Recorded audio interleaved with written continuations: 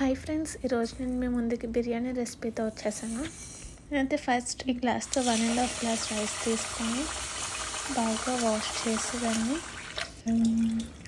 Water పోసి నేనైతే basmati rice తీసుకోలేదు, నార్మల్ రైస్ తీసుకున్నాను. నెక్స్ట్ దీంట్లోకి వచ్చి మన మసాలా దినుసులు అన్నీ ఇందులో చూపించినవన్నీ షాజీరా, లవంగాలు, సోంపు, అనాస పువ్వు, దాల్చిన చెక్క, నెక్స్ట్ అల్లం వెల్లుల్లి పేస్ట్, అలాగే ఉల్లిపాయలు, పచ్చిమిరపకాయలు, పుదీనా, కరివేపాకు ఇవన్నీ రెడీ చేసుకొని మనం పక్కన పెట్టుకుంటే, అండ్ ధనియాల పొడి,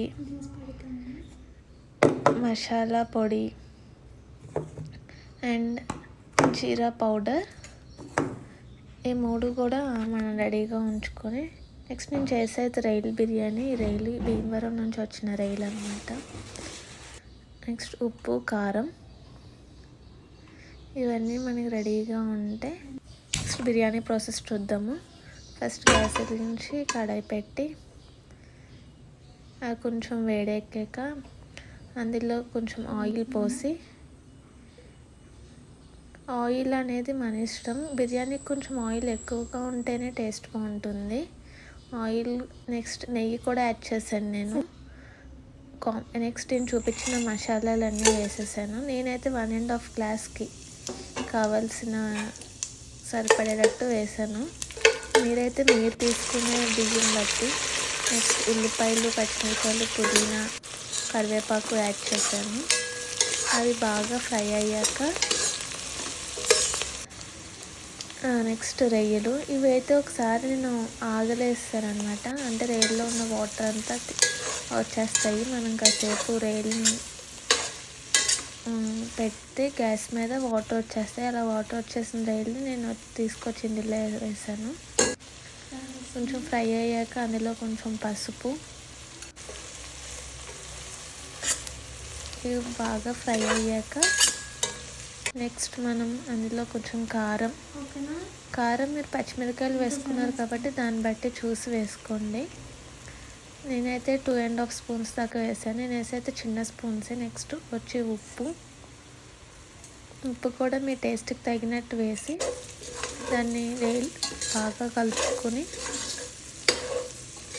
నెక్స్ట్ ఇందులో కొంచెం ఇవి బాగా ఫ్రై అయ్యాక రైల్కి కొంచెం ఉప్పు, కారం పట్టాక నెక్స్ట్ అల్లం వెల్లుల్లి పేస్ట్ వేసాను.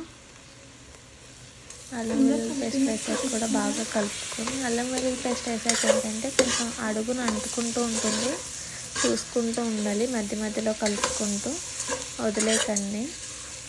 నెక్స్ట్ అది కూడా బాగా ఫ్రై అయ్యాక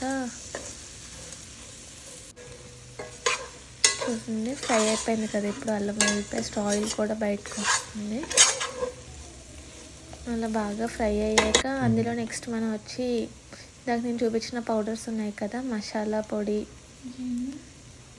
మసాలా పొడి మీ ఘాటుకి తగ్గట్టు వేసుకోండి. నెక్స్ట్ ధనియా పౌడర్, ఇది వచ్చి నేను 2 టేబుల్ స్పూన్స్ వేసాను. 2 టీ స్పూన్స్ ధనియా పౌడర్.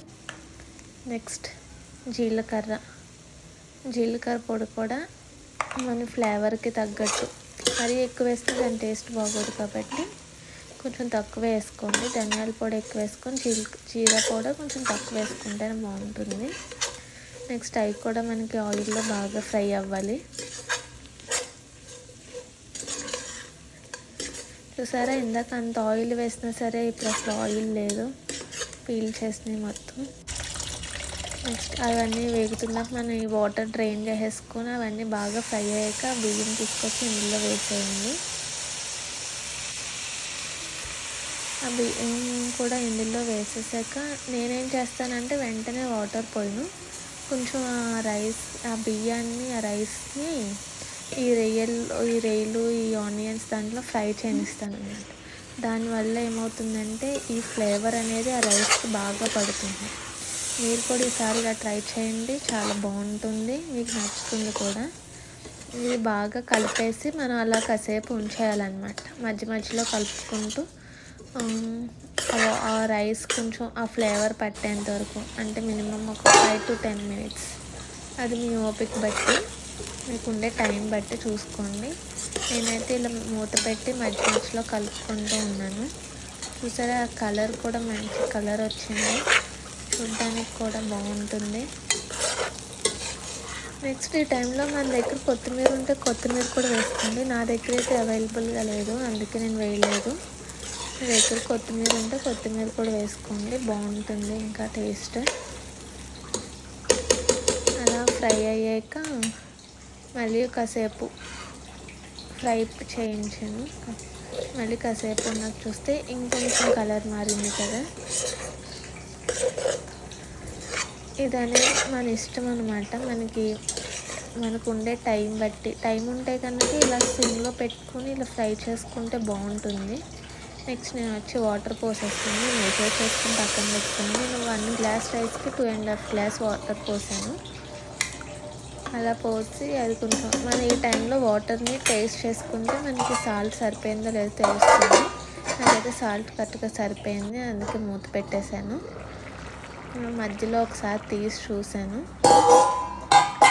ఇంకా కొంచెం వాటర్ అయితే ఉంది, ఇంకా కొంచెం ఉడకాలి రైస్ కూడా. ఇంకా సేపు సిమ్లో పెట్టేస్తే మనకి బిర్యానీ అనేది రెడీ అయిపోతుంది. ఇంకా చాలా 90% అయిపోయింది కదా, ఇంకొక 10%, ఇంకొక 5 మినిట్స్ ఇలా వచ్చాక మనం సిమ్లో పెట్టుకుంటే ఏంటంటే బాగా మగ్గుతుంది అనమాట. నెక్స్ట్ బిర్యానీ అనేది రెడీ అయిపోయింది. నా వీడియో తీయడం మర్చిపోయాను, ఇదిగోండి నేను బౌల్లోకి ట్రాన్స్ఫర్ చేసేసాను ఇందులోకి. అంతే friends, bye. Subscribe my channel.